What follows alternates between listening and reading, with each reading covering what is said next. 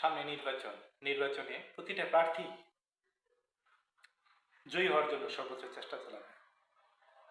নিজের গুণগান, নিজের দলের গুণগান, প্রতিদ্বন্দ্বী প্রার্থীর দুর্নাম, প্রতিদ্বন্দ্বী দলের দুর্নাম, যে যেভাবে পারে সেভাবে নিজেকে জয় করার জন্য, ভোটারদেরকে নিজেদেরকে দিকে নিয়ে আসার জন্য সর্বোচ্চ চেষ্টা চালায়।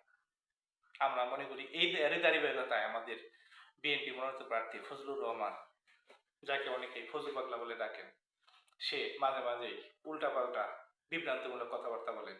বাস্তবে করতে হয়তো উনি যে আসনে প্রার্থী হচ্ছেন সেই আসনের আওয়ামীপন্থী ব্যক্তিদের সমর্থকদের ভোট পাওয়ার আশায় সে মাঝে মাঝে বিভ্রান্তিকর কথা বলে। যেমন আজকে বলেছে যে আগামীতে যদি জামায়াত সরকার গঠন করে সে বিষ খাবে। একজন সিনিয়র রাজনীতিবিদ হিসেবে এই ধরনের নিম্নমানের কথা কখনোই আমরা প্রত্যাশা করি না।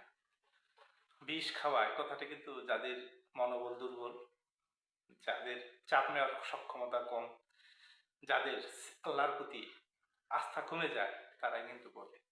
আমরা প্রত্যাশা করব ফজলুর রহমান সাহেব এই ধরনের কথাবার্তা বলবেন না, মানুষকে বিভ্রান্ত করবেন না। জয়ী হওয়ার চেষ্টা করুন, ভোটারদের টানুন, সেটা আপনি যেভাবে পারেন সেভাবে করুন। ধন্যবাদ সবাইকে।